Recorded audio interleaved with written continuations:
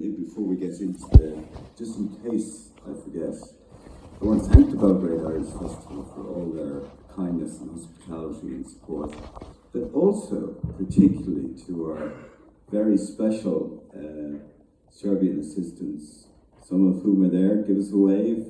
Anna, Emilia, who have really become part of this team, an intrinsic part of the production, and I thank them. But to come back to Beckett, I suppose I've always had some sort of love for Beckett, like so many people, from my very early days in Trinity College in Dublin, where Beckett, of course, studied and lectured. And, you know, as a young student would have directed Beckett plays, and indeed my first film was a Beckett film called Atelje, showing tomorrow in the festival, by the way. And I suppose over the years, I felt somehow that Beckett's poems were slightly sidelined. You know, his canon of work is so big, so extraordinary, particularly obviously in the theatre that we know so well, and in the novels and the prose, and the radio and television pieces.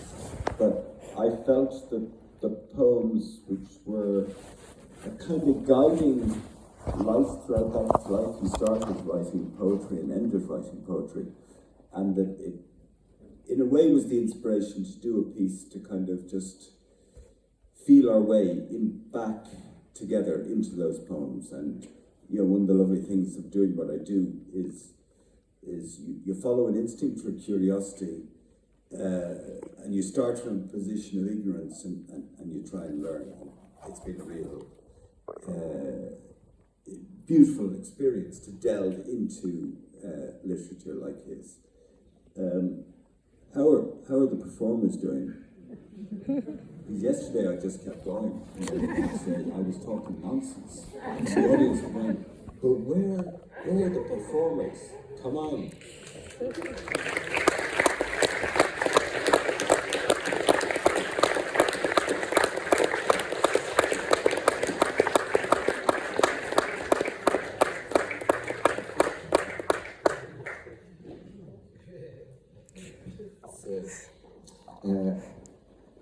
Tonight, I'm going to be short, so let's have one topic. Let's have one topic, and that it will be a question of politicality and decision to perform poetry and to deal with poetry nowadays on stage, and also to decision to approach to the world and to the audience on such a gentle and tender way that you all did. So you can say the same thing as yesterday.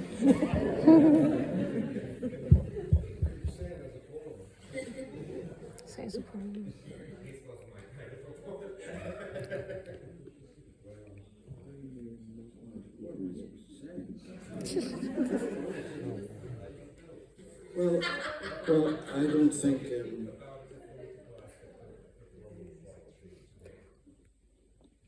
Well, I just, okay, this is really going to annoy people, but I give you two quotes from history. Spencer, the Elizabethan poet, Elizabeth the Old of 1600, was given land in Ireland, and he wrote back to the Queen Elizabeth of England to say, if you want to take Ireland, you have to kill the poets, right?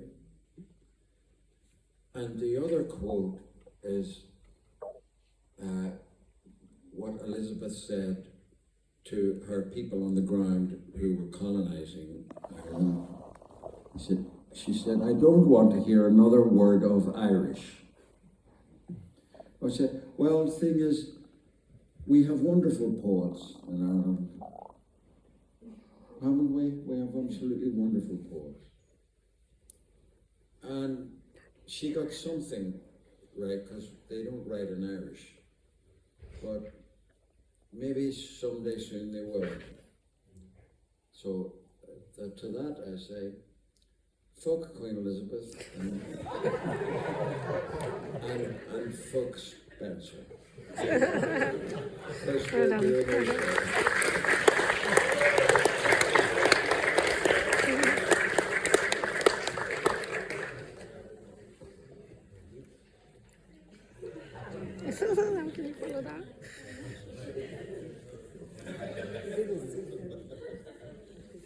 But okay, maybe you can say something about corporality of the performance.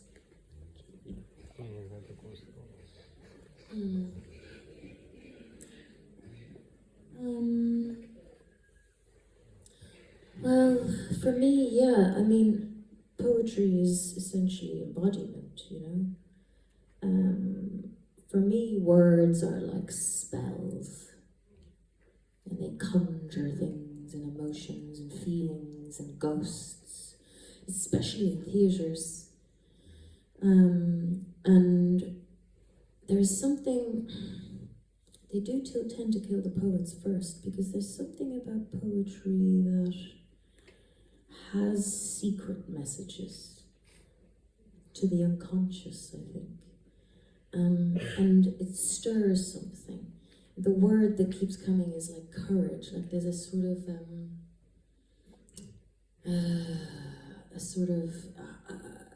a heart space that poetry affects for me, and it kind of gives me, fills me with something like courage, heart. I don't know. It moves me to, I suppose, live and be and exist on a plane that is fully alive. And I don't know how it works. It's alchemy, and it kind of bypasses, I suppose, the cerebral. You know. Yeah, and I can't quite explain it. You know. Can you, Alan? I can explain everything. It's the director's lie. I know what that means. No, I was just thinking while you were speaking, just to come back to your political point, somebody mentioned last night, you know, we're living in a time of darkness and war and crisis everywhere, and a certain amount of despair. And I just saw a little clip from David Byrne, the musician, and they were asking him exactly that question about art and politics, and he said, yes, maybe we can affect some change or some influence, occasionally, a campaign, a concert. But he said, what art does is it binds people together in tenderness, in love, and in that way, it's political. It is. Yeah.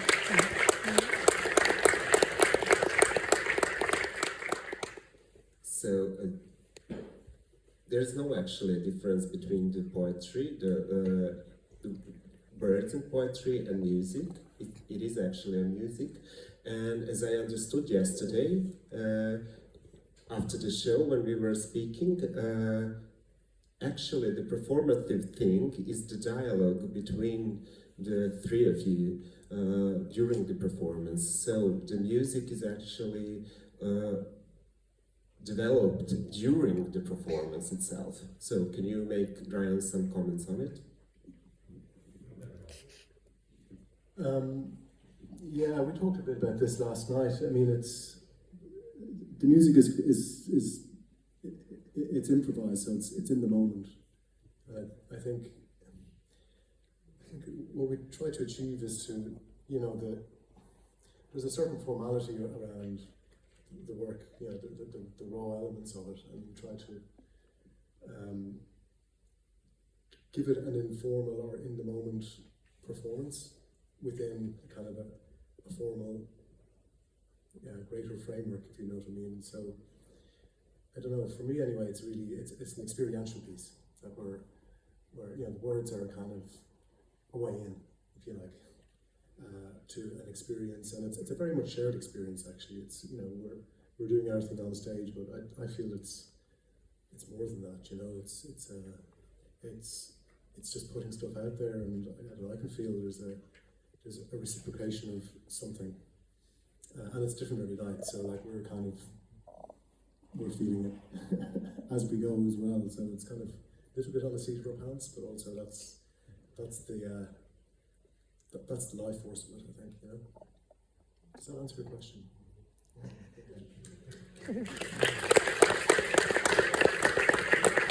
And also very briefly, Brian probably doesn't want to repeat himself, but you've said something beautiful about this, which is that it's kind of a dance between the three of you, and I thought that just captured it.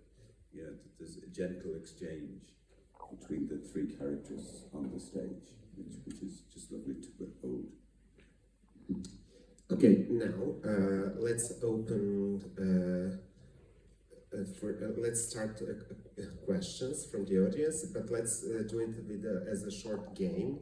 For example, the 5 fastest hands up can ask questions. So feel free. Okay, we have 3. 5, 4. Thank you. But 5. Okay, that's it. Okay, there is a microphone too. The lady in the second row first. Yeah.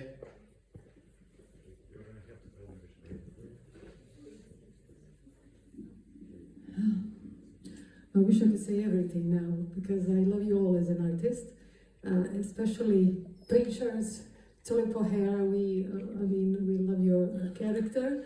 We love your character. I love your character, and I love you, Barbara, presumed innocent. I mean, I have to. I mean, you're not coming every day here, so I just have to say. And Stephen, the Werewolf, 1894 movie.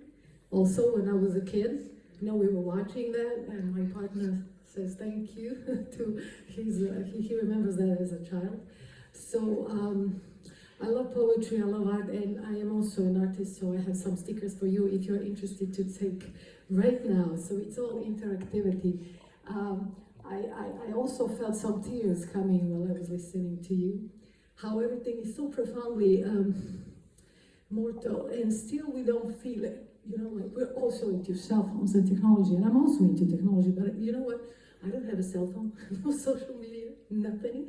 And I'm into art and web and so however I say I don't have a cell phone, I'm like, oh, what's wrong with you? Like, but we have to be compassionate, we have to feel stuff, so I'm gonna cry right now, because I felt that while you were doing your beautiful poetry here on stage. Thank you very much. I have some stickers for you, if I can just give you. Not right now. Let's keep it formal right now. Yeah. And thank you very much. And you can pass the mic to a guy behind you. Did you ask for a question? First of all, thank you, all 3 of you. It was such an extraordinary experience. Yes, my question is for Stephen. I mean, I'm just such a big fan of you and V for Vendetta and The Honorable Woman. I thought you were the best part of that show. I just wanted to know about your relationship with Hugo Blick. It seems such a fruitful one. What do you think is the reason for that connection between you two, and will there be maybe some future collaboration between you both? Good question. Well, he's a wonderful writer, you know, and I didn't even know he knew me. And I got a script when I was away in South America, actually, and it led us to doing. It led us to doing a few things together. And listen, he would talk to me, and then he would go away and rewrite the scene. Not because of but he was so smart. He was a great writer. He's a great writer, and I'd love to. Excuse me. I'd love to work with him again. I really would. Thank you for asking about it. Well, thank you.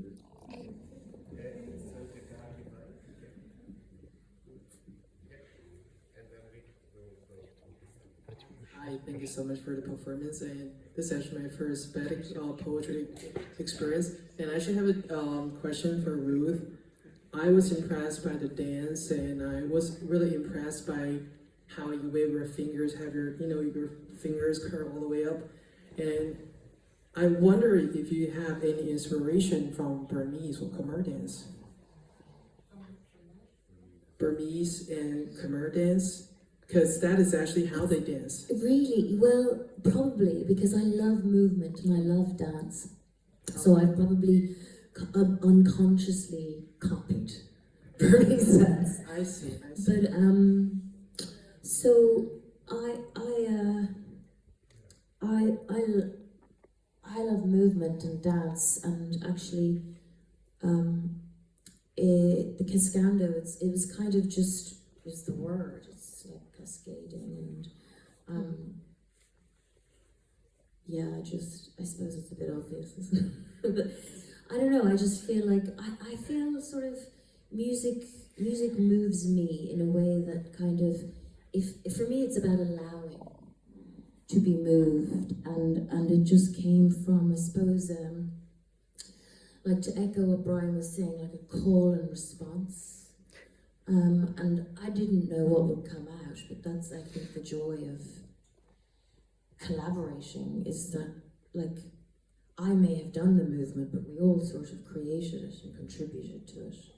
And you know, the body has its own poetry, and I think, for me, you know, I was always quite intimidated by Beckett, because I always thought it was for really, like, obedient, still performers, and I'm not very obedient as a person or a performer, and so this is the first time I've done Beckett, and so I just sort of, for me, it's a surrender, and that's what dance is. I think it's a surrender to something bigger and greater, you know. So I don't know if that answers your question. But good catch. That's very much so. Well, what you said about poetry somehow relates to dance, as is actually how George Orwell described in his first novel. I'm sorry, he's British. Sorry, he's British. Well, if you're interested, actually, he wrote an entire page describing how Burmese girls dancing with their hands like curving, waving. In his first novel, Burmese Days. It's okay, I'm gonna read that. Thank you so much. But thank you so much for answering my question. Oh no, thank you.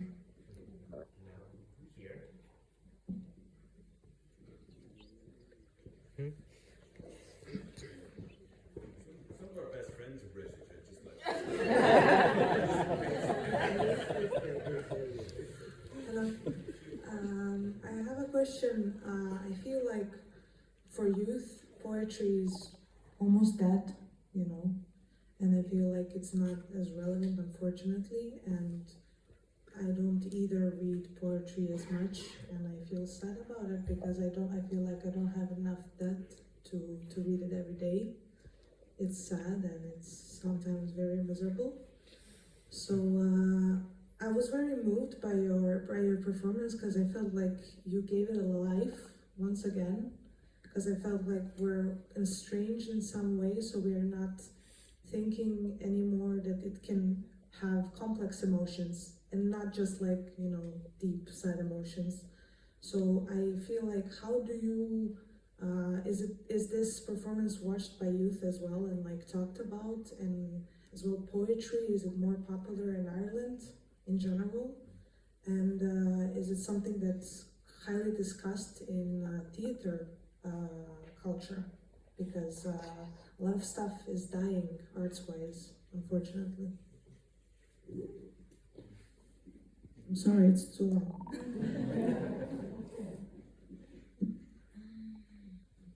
Well, I think what I was saying about, you know, that in a strange way, the attempt at the success of the British English conquest of Ireland was it failed in some ways culturally, and actually the culture is recovering all the time, and there are poets writing in Irish, wonderful poets. So it's just, you know, I'm sure it'll come back here, because to be perfectly honest, I've never seen so many people in a couple of days who are so culturally interested, and isn't that right? I mean, we all feel that, you know, the sense of the audience last night, the audience tonight, is one of absolute, you know, passion for discovery. And I know it'll all come back here. It's here. It'll be all right. It'll be all right.